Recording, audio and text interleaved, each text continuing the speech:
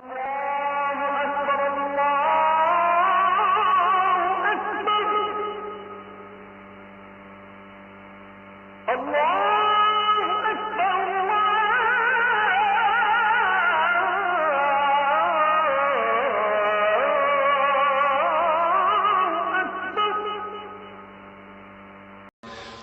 বেশি শাস্তি কাকে দেওয়া হবে? কোরআনকে প্রশ্ন করুন। কোরআন বলছে فَخَلَفَ مِن بَعْدِهِمْ خَلْفٌ أَضَاعُوا الصَّلَاةَ وَاتَّبَعُوا الشَّهَوَاتِ فَسَوْفَ يَلْقَوْنَ غَيًّا। নামাজ যারা নষ্ট করবে আমি তাদেরকে জাহান্নাম, শুধু নয় জাহান্নামের গর্তের মধ্যে আমি তাদেরকে ঢুকায়া ছাড়বো। কত ভয়ঙ্কর শাস্তির কথা! আল্লাহ কত রেগে গিয়েছেন নামাজ না পড়ার কারণে। নামাজের গুরুত্বটা কি? একজন সাহাবীর কথা মনে হয়ে গেল এই মুহূর্তে। সাইয়েদনা ওমর ফারুক রাদিয়াল্লাহু তাআলা আনহু কয় নাম্বার খলিফা ছিলেন? 2 নাম্বার খলিফা ছিলেন।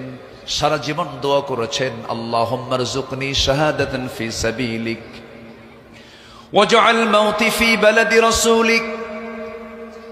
আয় আল্লাহ তাআলা, তোমার কাছে আমি শহীদের মর্যাদা চাই। আল্লাহ তুমি আমাকে শহীদি মওত দান করো এবং তুমি আমাকে এই নবীর শহরে মদিনায় তুমি আমার মৃত্যুটা দিয়ে দিও। এই দোয়া তিনি প্রায় করতেন।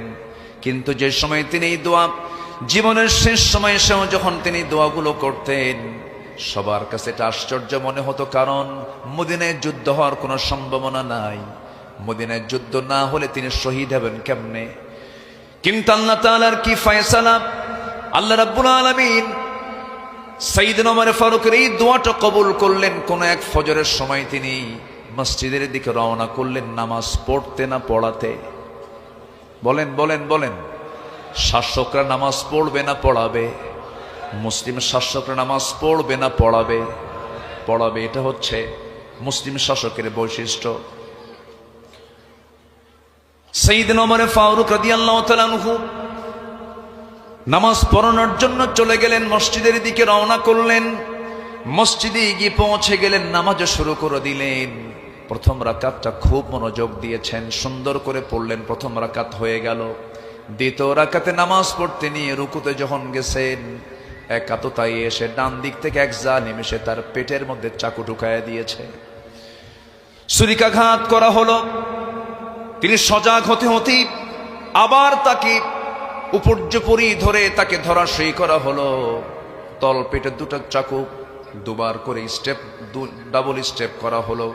তল পেটে যখন মারা হলো, ভুঁড়ি কিছু অংশ বের হয়ে গেল। জমিনে লুটিয়ে পড়লেন।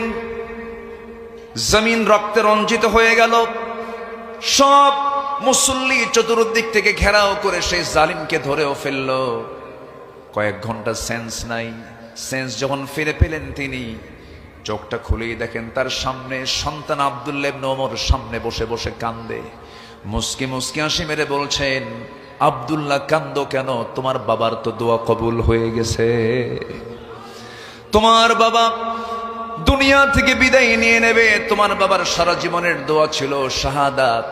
আমি শহীদের মর্যাদা আজকে পেয়ে যাচ্ছি, কারণ আমাকে যে আঘাত করেছে, আঘাতকারী সেই ব্যক্তি কোনো মুসলিম নয়, মুসলিম পরিবারের কেউ নয়। আবু লুলু মাজুসি, একজন ইহুদি, আমাকে একজন অগ্নি পূজক আমাকে আঘাত করেছে।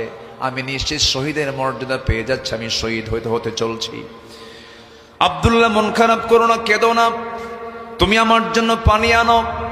1 গ্লাস পানি যখন তার সামনে দেওয়া হলো, তিনি 1 গ্লাস পানি নিয়ে বলছেন, আব্দুল্লাহ তুমি কিসের পানি এনেছো? কাব্বা, আপনার তৃষ্ণা পেয়েছে, আপনি পানি পান করুন। তিনি বলছেন, না রে আব্দুল্লাহ, আমার কলিজায় কোনো তৃষ্ণা নাই, আমার নামাজের তৃষ্ণা। নামাজ আমার এখনো হয় নাই। জোরে বলি সুবহানাল্লাহ। কিসের নামাজ হয় নাই? ফজরের নামাজটা হয় নাই। সালাম ফিরতে পারেন নাই, সেজদা দিতে পারেন নাই, নামাজটা পূর্ণ ছিল। ও আব্দুল্লাহ, ওযুর পানি এনে দাও। ওযুর পানি যখন এনে দেওয়া হলো, ওযু বানালেন, নামাজ পড়বেন দাঁড়ায়া দাঁড়ায়া। ভুঁড়িটা বের হয়ে আছে, বললেন গামছা আনো। গামছা দিয়ে পেটটা বাঁধলেন। গামছা দিয়ে পেটটা বেঁধে নামাজে দাঁড়ালেন, কিন্তু পারলেন না। মাথা চক্কর মেরে পড়ে গেলেন। বসেও পারলেন না। শুয়ে শুয়ে নামাজটা কোনো মতো আদায় করলেন। এরপরে বলছেন, আব্দুল্লাহ কান্দো কেন, কান্নাকাটি করছে কেন? কাব্বা, আপনার জন্য ডাক্তার নিয়ে এসেছি। ডাক্তার সামনে বসা।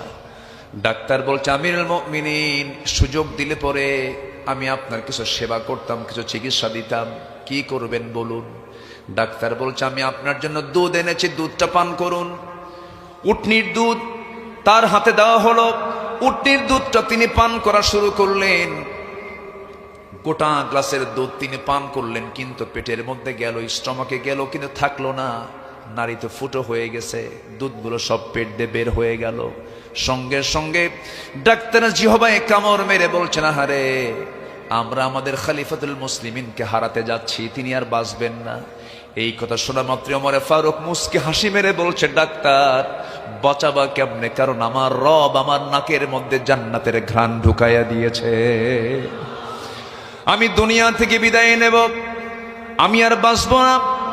ডাক্তার তুমি এখন চলে যেতে পারো। ডাক্তার চলে যাচ্ছেন। এমন সময় ওমরে ফারুক দেন পিছন দিক থেকে ডাক দিয়ে বলছে, ডাক্তার এইদিকে আসো। তোমার পাজামার কাপড় কেন গিরার নিচে? পাজামার কাপড় গিরার নিচে পড়লে পরে লা ইয়ানজুরুল্লাহু ইয়াওমাল কিয়ামা, আল্লাহ রাব্বুল আলামিন কিয়ামতের দিন ওই বান্দার দিকে নজরই দিবেন না। পাজামার কাপড়টা তুলে পড়ো। চিন্তা করুন, মৃত্যুর পূর্ব তার দাওয়াতি কার্যক্রম 1 সেকেন্ডের জন্য বন্ধ ছিল না। এরপরে বললেন, আব্দুল্লাহ, আমার মনে হয় জীবনের সুমহান একজন খলিফাতুল মুসলিমিনের মতো মানুষ আমার কাছে একটা জায়গা চাচ্ছেন। আমি আমার কবরের জায়গাটুকুন ওমরে ফারুকরে দান করে দিলাম। জোরে কোন সুবহানাল্লাহ।